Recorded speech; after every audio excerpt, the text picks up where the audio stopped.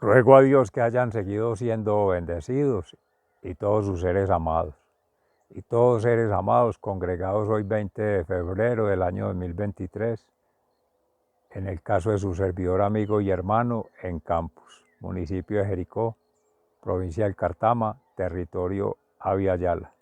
Reciban un amoroso saludo fraternal, también de Nuestra Señora de las Mercedes, por quien doblan las campanas, por ti, por mí, por todos, seres amados. En conmemoración también hoy, 20 de febrero, por fecha, hacia 1910, que hace manifestación Nuestra Señora de Fátima, a Jacinta en especial, la niña que se preguntaba a sí misma cómo poder hacer ver a otros que realmente los demonios existen y que la Virgen María invitaba a la oración, el Santo Rosario, la devoción, para hacer esa sanación interior, antes que buscar una restauración afuera de un daño, quizá causado por una acción en favor del demonio, que es ausencia de Dios, el enemigo, el adversario, el opositor, es quien realmente saca de juicio, de orden, de rectitud, al que va en un proceso de santificación. Y es precisamente en la pobreza, la humildad y la obediencia que se manifiesta la Santísima Virgen María para retomar el fiat, el sí al Padre Creador, para engendrar a Jesús sanador y en gracia del Espíritu Santo santificador, permitir que en su vientre, en esa arca de la alianza, se geste un proceso de vida compartida entre la divinidad y la humanidad. Entre tanto, Jesús, Emmanuel, Dios en nosotros, Dios con nosotros y Dios entre nosotros, ha sido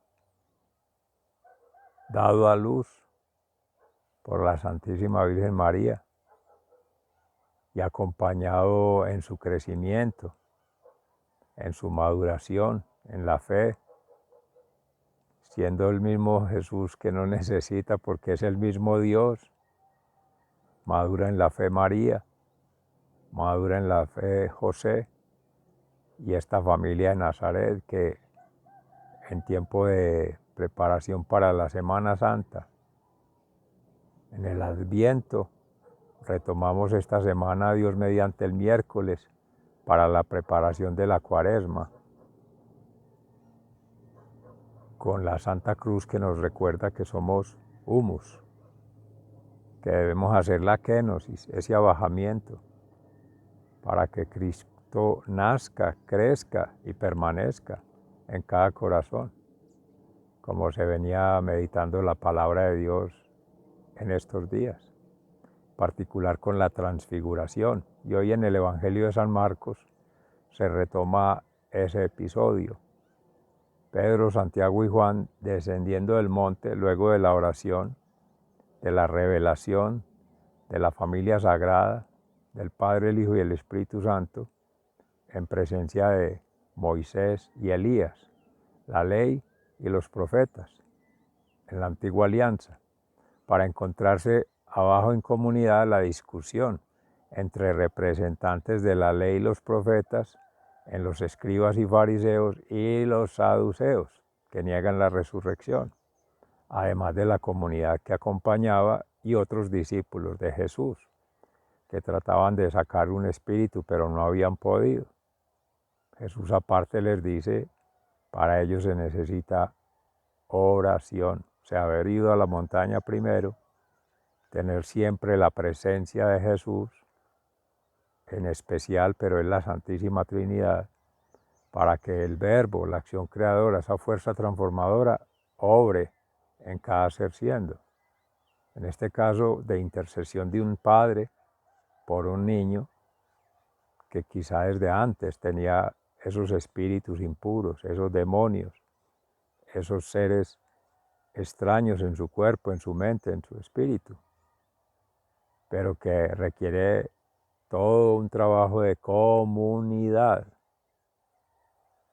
pero centrada en la oración, esencialmente, y en una fe acompañada por obras, por hechos y acciones que corroboren ello. Para ello, entonces, en el Salmo 103, que declara en el Señor baja del cielo vestido de majestad, llega a los corazones vestido de majestad y se asienta en las acciones humanas con gloria y majestad. En el eclesiástico ya se empieza a trabajar en el Ben Sirá, o el nombre del autor sagrado, que ese es el que inicia un camino de los proverbios, los sapienciales, la sabiduría, que como tal nos exhortan a que la sabiduría divina es la primera que debe hacer presencia frente al conocimiento humano, ante cualquier discusión. Bizantina si no se tiene presencia del Señor. Y por tanto, anodina o vacía si solamente es basada en pasiones, emociones y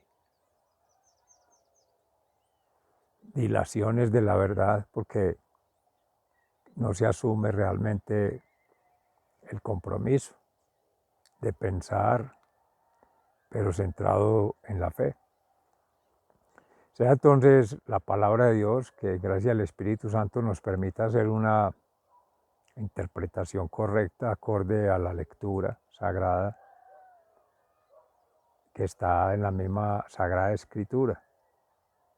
La lectura que Jesús hace de esa realidad para llevarla a su ser interior y enseñar como maestro lo que queda allí escrito. En el libro del Eclesiástico, en el capítulo 1 del Sirásida, en el prólogo, la ley, los profetas y los demás libros que fueron escritos después nos han transmitido muchos y grandes enseñanzas. Por eso hay que felicitar al pueblo de Israel por su instrucción y sabiduría. Los que leen las Escrituras tienen el deber no solamente de adquirir ellos mismos muchos conocimientos, sino que deben ser capaces de ayudar, tanto de palabra como por escrito, a quienes no han recibido esta instrucción. Así lo hizo mi abuelo Jesús.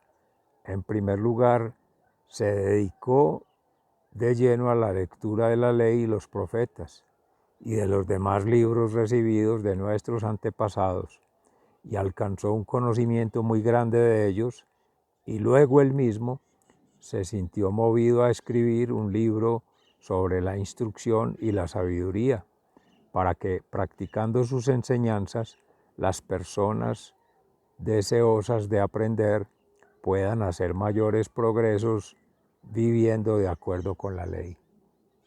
Todos, pues, están invitados a leer este libro con atención y buena voluntad. Al traducirlo he puesto todo el empeño posible. Si a pesar de esto les parece que no he acertado en la traducción de algunas frases, deben disculparme, porque las cosas dichas en hebreo pierden mucho de su fuerza al ser traducidas a otras lenguas.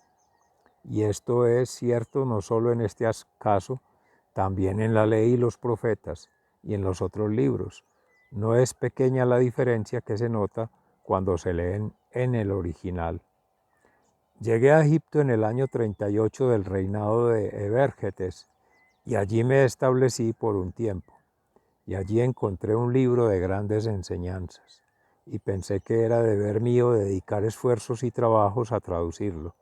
Por aquel entonces pasé muchas noches sin dormir y usé mis conocimientos con el fin de terminar el libro y publicarlo para utilidad de aquellos que, residiendo en el extranjero, desean instruirse y están dispuestos a ordenar sus costumbres y vivir de acuerdo con la ley. En las reflexiones sobre diversos temas en el capítulo 1, alabanza de la sabiduría. Toda sabiduría viene del Señor y está siempre con Él. ¿Quién puede contar los granos de la arena del mar, las gotas de lluvia o los días de la eternidad? ¿Quién puede medir la altura del cielo, la anchura de la tierra o la profundidad del abismo? La sabiduría fue creada antes que todo lo demás. La inteligencia para comprender existe desde siempre. ¿Quién ha descubierto la raíz de la sabiduría? ¿Quién conoce sus secretos? Solo hay uno sabio y muy temible, el Señor, que está sentado en su trono. Él fue quien creó la sabiduría, la observó, la midió y la derramó sobre todas sus obras. Él se la dio en alguna medida a todo ser viviente y en abundancia a sus amigos. Palabra de Dios. Te alabamos, Señor. Y en el Salmo 103, el Señor llega vestido de majestad.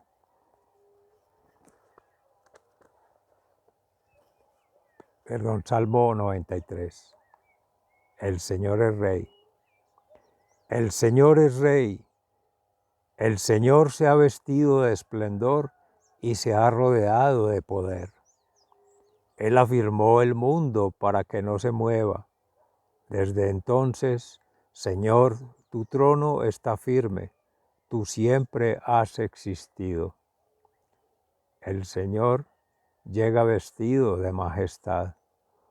Oh Señor, los ríos braman y levantan grandes olas, pero tú, Señor, en las alturas eres más poderoso que las olas y que el rugir de los mares. El Señor llega vestido de majestad. Oh Señor, tus mandatos son muy firmes, la santidad es el adorno tierno, eterno de tu templo. El Señor llega vestido de majestad. Palabra de Dios, te alabamos, Señor. Y en el Santo Evangelio según San Marcos, en el capítulo 9, entre los versículos 14 y 29, Jesús sana a un muchacho que tenía un espíritu impuro. Cuando regresaron a donde estaban los discípulos, los encontraron rodeados de una gran multitud y algunos maestros de la ley discutían con ellos. Al ver a Jesús, todos corrieron a saludarlo llenos de admiración. Y él les preguntó, ¿qué están ustedes discutiendo con ellos? Uno de los presentes contestó, Maestro, aquí te he traído a mi hijo, pues tiene un espíritu que lo ha dejado mudo. Donde quiera que se encuentra, el espíritu lo agarra y lo tira al suelo, y echa espuma por la boca. Le rechinan los dientes y se queda tieso. He pedido a tus discípulos que le saquen ese espíritu, pero no han podido. Jesús contestó, gente sin fe, ¿hasta cuándo tendré que estar con ustedes? ¿Hasta cuándo tendré que soportarlos? Traigan acá al muchacho. Entonces llevaron al muchacho ante Jesús, pero cuando el espíritu vio a Jesús, hizo que le diera un ataque al muchacho, el cual cayó al suelo revolcándose y echando espuma por la boca. Jesús le preguntó al padre: ¿desde cuándo le sucede esto? Y el padre contestó: desde que era niño, y muchas veces ese espíritu lo ha arrojado al fuego y al agua para matarlo. Así que si puedes hacer algo, ten compasión de nosotros y ayúdanos. Jesús le dijo: ¿cómo que si puedo? Todo es posible para el que cree. Entonces el padre del muchacho gritó: yo creo, ayúdame a creer más.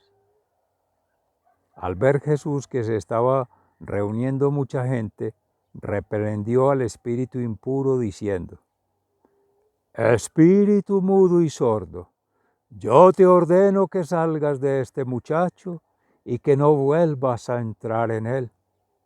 El espíritu gritó e hizo que le diera otro ataque al muchacho. Luego salió de él, dejándolo como muerto, de modo que muchos decían que en efecto estaba muerto. Pero Jesús, tomándolo de la mano, lo levantó y el muchacho se puso de pie.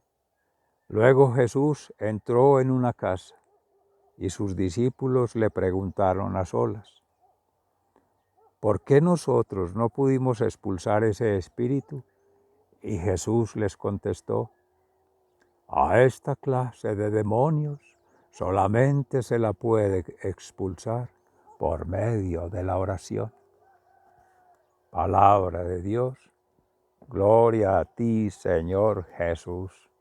Mis seres amados, no en gracia ajena, el Espíritu Santo ponía allí Salmo 103. El Señor es compasivo y misericordioso, que proclamábamos ayer con la palabra de Dios, en acorde con el de hoy. El Señor llega vestido de majestad, haciendo una relación allí, aprovechando aparentemente un error que uno hasta pide disculpas. No en vano la diosidencia, como se decía, porque la majestad de Dios es en humildad de obediencia al Padre y en esa pobreza, en esa kenosis, ese abajamiento, para que crezca quien está tumbado, en este caso ese niño, por unos espíritus impuros, que ha de ser el hecho de la sanación. Pero viene con majestad y gloria del monte, con los apóstoles Pedro, Santiago y Juan. Pedro, cabeza de la iglesia, Cefas. Santiago y Juan, los hijos del Zebedeo, del trueno. Ahí está el fuego, que vienen de ver el Espíritu Santo, al Padre Celestial y a Jesús en su gloria y majestad, movidos por el fuego, que es ese resplandor desde el corazón, del interior, en el monte, arriba, en la oración plena, que es en devoción al Padre Celestial. A Él el poder y la gloria por siempre. Y allí en ese acontecimiento bajan translúcidos, resplandeciendo con Jesús. Estaban allí maravillados recordando la escena de la transfiguración. Pero no sabía ni qué decir. Era la emoción la que lo embargaba y decía cualquier cosa. Pero después se llenan del Espíritu Santo y salen así como Jesús, como dice hoy el Salmo: el Señor llega vestido de majestad, de resplandor. Ya llegan con otro semblante, con otra imagen, o sea, renuevan la imagen y semejanza de Dios, pero ya con convicción, porque lo han comprobado. Seres más cercanos al corazón de Jesús. El discípulo amado, Juan, y los hijos del trueno. que cuando su madre abogaba por ellos para que fueran el primero y el segundo al lado de Jesús, pensando un reinado del poderío humano en la lógica humana, sí quedaron presidente y vicepresidente, como se diría hoy en día, pero bien así, el primero en morir sacrificado como mártir fue Santiago, que trae el Evangelio a estos países de Iberoamérica, y el último Juan, pero murió por edad en la isla de Patmos, no martirizado. Habrá de tener eso relación, planteaba un hermano en la meditación este fin de semana, con el hecho de haberles concedido lo que querían, el primer puesto y el segundo puesto al lado de Jesús. Bueno, ya entrando a este acontecimiento de ese demonio, de ese ser poseído, hacer el exorcismo, pues ¿por qué no habían podido quienes estaban allí, según en las Escrituras? Por la falta de oración. Les dice en privado a sus discípulos Jesús, que ya son de su comunidad, que han venido conociendo con Él, más que conociendo de Él, sino que siendo testigos de su servida y obra. Por eso Marcos, con sumo detalle, aunque no es lo acostumbrado en él, en los evangelios sinópticos, junto con Lucas y Mateo, muestra como por esa narrativa como por escenas, descendiendo de la montaña, o sea que primero hay que ir a la montaña, a la oración, luego descender a la realidad, vincularse con la comunidad, interactuar. Si es una orden dedicada en la iglesia, específicamente a la meditación, la contemplación, la devoción, debe ir acompañada también por obras, hechos y acciones que garanticen que esa fe no es teórica, no es mística, no es elevada ya, como es una crítica que normalmente se ha hecho a nuestra Santa Iglesia. Pero tampoco irse al extremo del activismo, que sería entrar con obras, hechos y acciones, pero sin una fe, y sin una fe verdadera, o sea, profunda y sincera, que nazca de una convicción, o sea, que haya confianza en Dios y que se tenga la esperanza de que eso se va a realizar, pero que ese, diría un número ahí, 99%, que lo hace el Creador, uno pone el 1%, pero ese poquito que ponga, consuma consagración ante el sagrario, preferentemente de rodillas, en la común unión, con la comunidad. Ella ayuda a otro porcentaje a darle fuerza, la oración de intercesión, además de la oración personal. Llegaba con el hijo, o sea que ya había una oración de familia, quizá en el seno del hogar o en la comunidad. Pero esa oración pierde fuerza cuando está la acción de los que causan el desorden, el enemigo. Dígase los saduceos, pues si niegan la resurrección, creerán que estaba expulsando demonios por obra de Belzebú, como dirían en algún momento por allá también en la palabra, que ante Jesús, que ese es el pecado grave de renunciar a la fuerza del Espíritu Santo. Y curioso que habían venido cumpliendo con fuego y agua, simbólicos en el bautismo. No se sabe si habría sido bautizado en el río Jordán por Juan en su momento, o el Padre o el Hijo, conocieran del bautismo, pero en los rituales practicaban los mismos elementos de la naturaleza, con signos, pero ¿cuál es la significación? Si no se da en Dios, ese elemental, ese espíritu que lo llaman los hermanos originarios, el agua, el fuego, la tierra, no tendría sentido. O vendría producto de una acto satánico. una charlatanería o de una brujería. Para nuestro caso no tendría la bendición del Padre Celestial, porque no consulta la voluntad de Dios, la gracia de Dios, y dar gloria a Dios. Y para ello es la oración. Vincularlo a Él ahí en la asamblea. La asamblea es la comunidad, quienes están reunidos.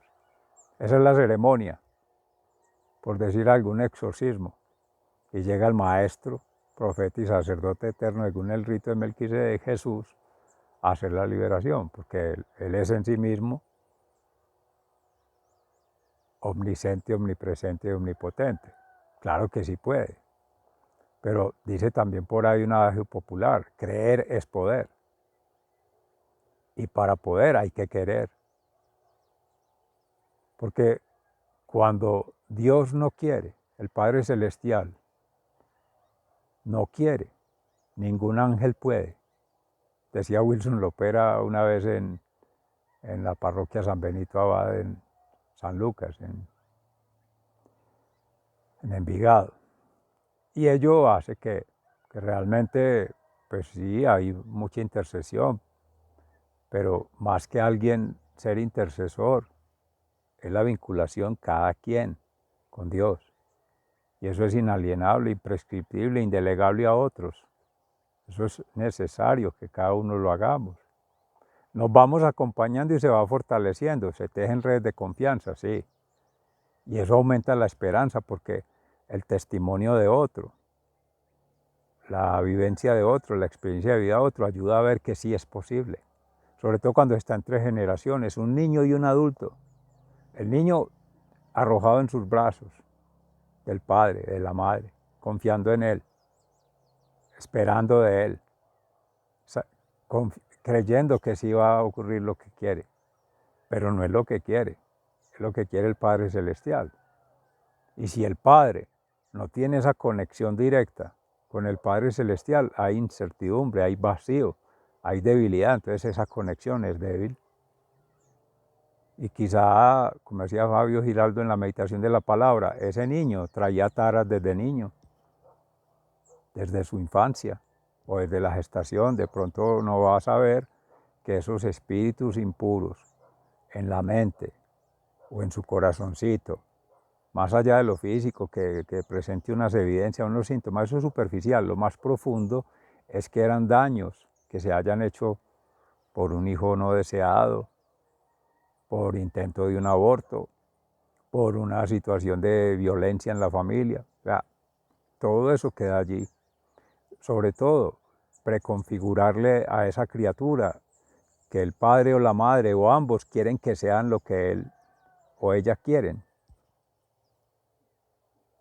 o que no sean lo que ellos fueron, porque por antítesis, por lo contrario, también querrían que ellos no sufran ese mismo dolor, no vayan a tener a futuro esos sufrimientos. Muchos dirían, por ejemplo, ahí estaban escritos fariseos, que eso era algo impuro y puede ser de familia, porque ha habido un pecado desde antes y lo pagan las generaciones sucesivas. Muchos todavía tienen aún esa tradición de que se pueden heredar ciertos males, de que la ausencia de Dios es heredable, de que los trastornos mentales es precisamente una herencia,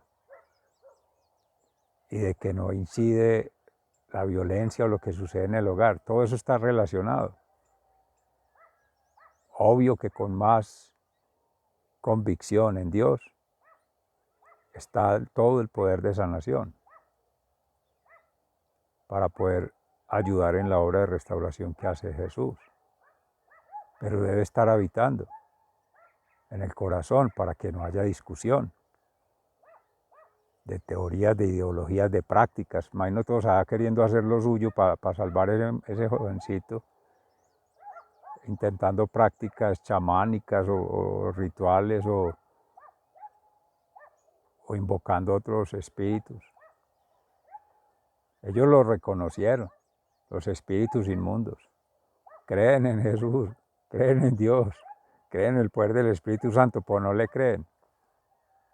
Y hay que tener las tres cosas: creer en Dios, creerle a Dios y co-crear con Dios.